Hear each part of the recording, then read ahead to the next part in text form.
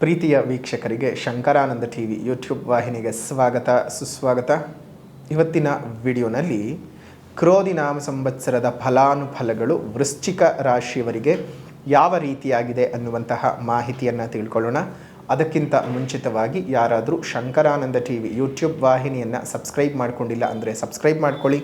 ಪಕ್ಕದಲ್ಲೇ ಇರುವಂತಹ bell icon ಒತ್ತಿ. ಅದರಿಂದ ನೆಕ್ಸ್ಟ್ ಅಪ್ಲೋಡ್ ಮಾಡುವಂತಹ ವಿಡಿಯೋಗಳು ನಿಮಗೆ ನೋಟಿಫಿಕೇಷನ್ನ ಮುಖಾಂತರ ಬಂದು ತಲುಪತ್ತೆ. ಹೊಸ ಹೊಸ ಮಾಹಿತಿಗಳನ್ನು ತಿಳ್ಕೊಳ್ಳೋದಕ್ಕೆ ಸಾಧ್ಯವಾಗುತ್ತೆ ಅಂತ ತಿಳಿಸ್ತಾ, ಈ ಒಂದು ಕ್ರೋಧಿ ನಾಮ ಸಂವತ್ಸರದ ಫಲಗಳು ಅಂದರೆ ನಮ್ಮ ಯುಗಾದಿ ಹಬ್ಬದ ವರ್ಷ ಭವಿಷ್ಯ ವೃಶ್ಚಿಕ ರಾಶಿಯವರಿಗೆ ಯಾವ ರೀತಿಯಾಗಿದೆ ನೋಡೋಣ. ಹೊಸ ವರ್ಷ ಅಂತ ಹೇಳ್ತಾ ಇದ್ದ ಹಾಗೆಯೇ ನಾವು ಶನಿಬಲ ಮತ್ತು ಗುರುಬಲದ ಆಧಾರದ ಮೇಲೆ ಭವಿಷ್ಯಗಳನ್ನು ನುಡಿಯೋದು ಉಂಟು. ಸೊ ಹಾಗಾಗಿ ಇಲ್ಲಿ ನಿಮಗೆ ಶನಿಯನ್ನು ಗಮನಿಸಿದಾಗ 4ನೇ ಮನೆಯಲ್ಲಿ ಅರ್ಧಾಷ್ಟಮ ಶನಿಯ ಪೀಡೆಯನ್ನು, ಅದೇ ರೀತಿಯಾಗಿ ಗುರು ಪ್ರಾರಂಭದ ಕೆಲ ದಿವಸಗಳು ಮಾತ್ರ ಅನಾನುಕೂಲಕರನಾಗಿದ್ದು ಅಂದರೆ 6ನೇ ಮನೆಯಲ್ಲಿ ಇದ್ದು, ಅದಾದ ನಂತರ ಪ್ರಬಲವಾದ ಯೋಗವನ್ನು ತಂದುಕೊಡ್ತಾ 7ಮ ಸ್ಥಾನಕ್ಕೆ ಬರ್ತಾ ಇರತಕ್ಕಂಥದ್ದು ವೃಶ್ಚಿಕ ರಾಶಿಯವರಿಗೆ ತುಂಬ ಅನುಕೂಲತೆಗಳು. ಒಂದು ರೀತಿಯಾಗಿ ನಿಮಗೆ ಗುರು ಕಟಾಕ್ಷ ತುಂಬ ಚೆನ್ನಾಗಿ ಉಂಟಾಗ್ತದೆ. ತುಂಬ ಚೆನ್ನಾಗಿ ಗುರು ಕಟಾಕ್ಷ ಉಂಟಾಗ್ತದೆ. ನೇರವಾಗಿ ನಿಮಗೆ 7ಮ ಸ್ಥಾನಕ್ಕೆ ಬಂದು ನಿಮ್ಮ ರಾಶಿಯ ಮೇಲೆ ದೃಷ್ಟಿಯನ್ನು ಪ್ರಭಾವವನ್ನು ಬೀರೋದ್ರಿಂದ ಎಲ್ಲ ರೀತಿಯಾದಂತಹ ಬೆಳವಣಿಗೆಗಳನ್ನು ನೀವು ನೋಡೋದಕ್ಕೆ ಸಾಧ್ಯವಾಗುತ್ತೆ. ಈ ಒಂದು ಗುರುಸ್ಥಾನದ ಬದಲಾವಣೆಯಿಂದ ಮೇಯಿಂದ ತುಂಬ ಅನುಕೂಲತೆಯನ್ನು ನೋಡ್ತೀರಿ. ಆದರೆ 5ನೇ ಮನೆಯಲ್ಲಿರ್ತಕ್ಕಂತಹ ರಾಹು ವೃಶ್ಚಿಕ ರಾಶಿಯವರಿಗೆ ಅಷ್ಟೊಂದು ಕೆಡುಕು, ತುಂಬ ಕೆಡುಕೇನು ಉಂಟು ಮಾಡಲ್ಲ. ಬಟ್ ಆದರೆ ಸ್ವಲ್ಪ ಜಾಗ್ರತೆಯಾಗಿರಬೇಕು. ಇನ್ನು 11ನೇ ಮನೆಯಲ್ಲಿರೋ ಕೇತು ತುಂಬ ಒಳ್ಳೆಯ ಫಲಗಳನ್ನೇ ಸಹ ಕೊಡ್ತಾನೆ. ಏನಂಥ ತೊಂದರೆ ಏನಿಲ್ಲ. ಇಲ್ಲಿ ಶನಿ ಮತ್ತು ರಾಹುವಿನ ಪ್ರಭಾವಗಳು ಸ್ವಲ್ಪ ಮಟ್ಟಕ್ಕೆ ಅನಾನುಕೂಲತೆಗಳನ್ನು ಸೃಷ್ಟಿಸುವ ಸಾಧ್ಯತೆಗಳು ಇದ್ದರೂ ಎಲ್ಲವನ್ನು ದಮನ ಮಾಡ್ತಕ್ಕಂತಹ ಶಕ್ತಿಯು ಗುರುವಿಗಿದೆ.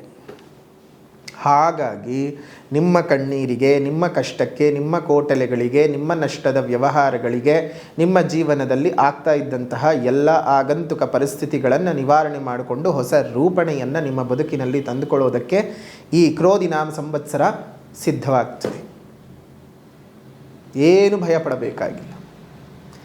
ಆರೋಗ್ಯ ಪ್ರಾಪ್ತಿ, ಷಷ್ಠದಲ್ಲಿದ್ದಂತಹ ಗುರು ತುಂಬ ಅನಾರೋಗ್ಯವನ್ನು ಕೊಡ್ತಾ ಇದ್ದ. ಅಯ್ಯೋ ಬೇಡವಾ ಬೇಡ ಕಥೆ. ಜೊತೆಗೆ 12ನೇ ಮನೆ ಮೇಲೆ ಬೇರೆ ದೃಷ್ಟಿ ಬೇರೆ ಬಿದ್ದಿದ್ದ.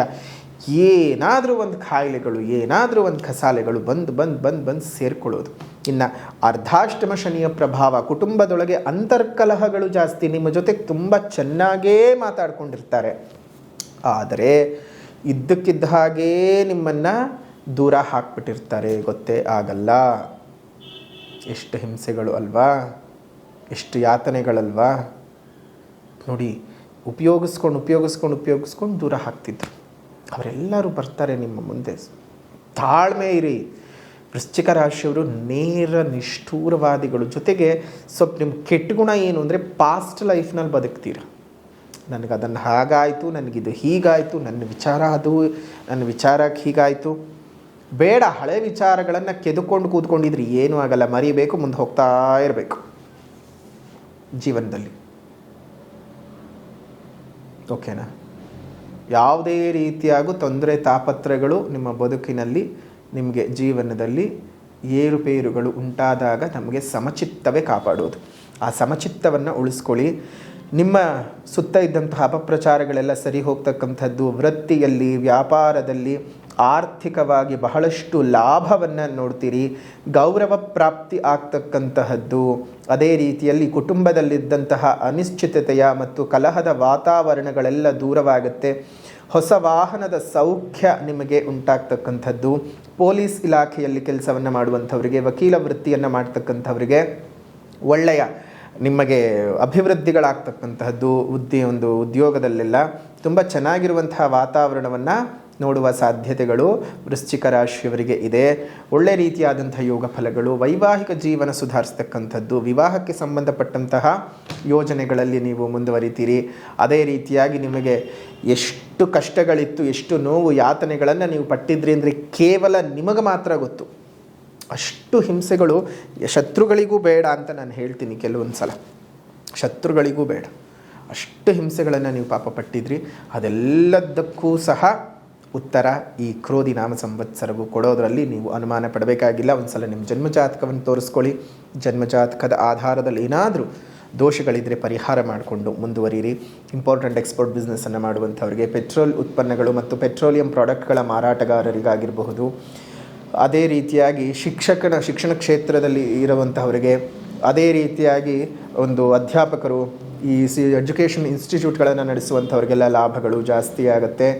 ಒಂದು ಒಳ್ಳೆ ರೀತಿಯಾದಂಥ ಸುಖಿ ಜೀವನವನ್ನು ನೀವು ಪಡೆದುಕೊಳ್ಳೋದಕ್ಕೆ ಈ ವರ್ಷ ಶ್ರೀ ಕ್ರೋಧಿನಾಮ ಸಂವತ್ಸರವು ನಿಮಗೆ ಒಳ್ಳೆ ರೀತಿಯಾದಂಥ ಬೆಳವಣಿಗೆಯನ್ನು ತಂದುಕೊಡುತ್ತೆ. ಶುಭವಾಗಲಿ. ಅದೇ ರೀತಿಯಾಗಿ 8ನೇ ತಾರೀಕು 5ನೇ ತಿಂಗಳು 2024 ನಡೆಯುವಂತಹ ಶ್ರೀ ಲಲಿತಾ ಮಹಾಯಾಗ ಶ್ರೀರಂಗಪಟ್ಟಣದಿಂದ ಮೈಸೂರಿಗೆ ಹೋಗೋ ಮುಖ್ಯ ರಸ್ತೆಯಲ್ಲಿಯೇ ಇರುವಂತಹ ಕಾವೇರಿ ನದಿಯ ದಂಡೆಯಲ್ಲಿ ಶ್ರೀ ಲಕ್ಷ್ಮೀ ನರಸಿಂಹಸ್ವಾಮಿ ದೇವಸ್ಥಾನದ ಆವರಣದಲ್ಲಿ ನಡೆಯುವಂತಹ ಶ್ರೀ ಲಲಿತಾ ಮಹಾಯಾಗ, ತಾವೆಲ್ಲರೂ ಸಹ ಬಂದು ಅಲ್ಲಿ ಪಾಲ್ಗೊಳ್ಳಿ. ಹಲವಾರು ಜನ ಗಣ್ಯ ವ್ಯಕ್ತಿಗಳು ಸಹ ಬರ್ತಾ ಇದ್ದಾರೆ. ಅಂತಹ ವಿಶೇಷ ಕಾರ್ಯಕ್ರಮಕ್ಕೆ ತಾವುಗಳು ಸಹ ಬಂದು ಪಾಲ್ಗೊಂಡು ಅಮ್ಮನವರ ವಿಶೇಷವಾದಂತಹ ಪ್ರಸಾದವನ್ನು ತೆಗೆದುಕೊಂಡು ಹೋಗಬಹುದು. ಎಲ್ಲರಿಗೂ ಸಹ ಅನುಕೂಲವಾಗಲಿ. ಎಲ್ಲರೂ ಸಹ ನಿಮ್ಮ ಜೀವನದಲ್ಲಿ ಬೆಳವಣಿಗೆಯನ್ನು ತಂದುಕೊಳ್ಳಿ. ಒಳ್ಳೆ ರೀತಿಯಾದಂತಹ ಆರೋಗ್ಯ, ಐಶ್ವರ್ಯ, ಆಯುಷ್ಯ ತಮ್ಮೆಲ್ಲರಿಗೂ ಸಹ ಅಮ್ಮನವರು ಪ್ರಾರ್ಥನೆ ಮಾಡಲಿ.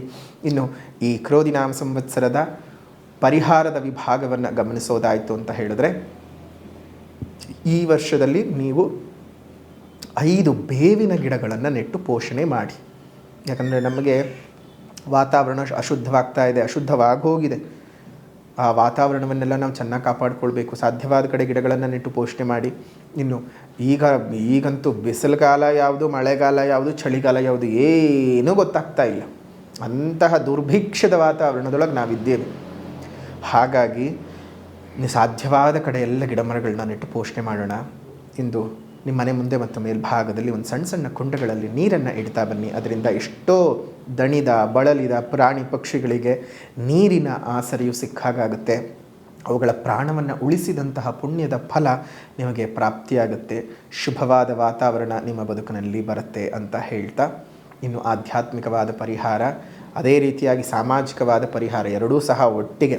ಬೇವಿನ ಗಿಡ ಅಮ್ಮನವರ ಆವಾಸ ಸ್ಥಾನ, ಆ ಗಿಡಗಳನ್ನು ನೆಟ್ಟು ಪೋಷಣೆ ಮಾಡೋದೇ ನೀವು ಆಧ್ಯಾತ್ಮಿಕವಾದ ಪರಿಹಾರ. ಶುಭವಾಗಲಿ. ತಮ್ಮೆಲ್ಲರಿಗೂ ವೃಶ್ಚಿಕ ರಾಶಿಯಲ್ಲಿ ಹುಟ್ಟಿರ್ತಕ್ಕಂಥವರಿಗೆ ಕಣ್ಣೀರು ಕೊನೆಯಾಗಲಿ. ನಿಮ್ಮ ಬದುಕಿನಲ್ಲಿ ಹೊಸ ಭರವಸೆಯ ಬೆಳಕು ಬರಲಿ ಅಂತ ಹೇಳ್ತಾ, ಶ್ರೀ ಕ್ರೋಧಿನಾಮ ಸಂವತ್ಸರದ ಈ ವಿಶೇಷವಾದಂತಹ ವಿಡಿಯೋನ ಇಲ್ಲಿ ಮುಗಿಸೋಣ. ವಿಡಿಯೋ ಇಷ್ಟ ಆದರೆ ಲೈಕ್ ಮಾಡಿ, ಶೇರ್ ಮಾಡಿ, ಕಮೆಂಟ್ ಮಾಡಿ. ಮತ್ತೆ ಮುಂದಿನ ವಿಡಿಯೋನಲ್ಲಿ ಭೇಟಿ ಮಾಡ್ತೀನಿ. ಅಲ್ಲಿವರೆಗೂ ನಮಸ್ಕಾರ. ಲೋಕ ಸಮಸ್ತ ಸುಖಿನೋ ಭವಂತು, ಸಕಲ ಸನ್ಮಂಗಳಾನಿ ಭವಂತು, ಸರ್ವೇ ಜನಾಃ ಸುಖಿನೋ ಭವಂತು, ಸಮಸ್ತ ಸನ್ಮಂಗಳಾನಿ ಭವಂತು.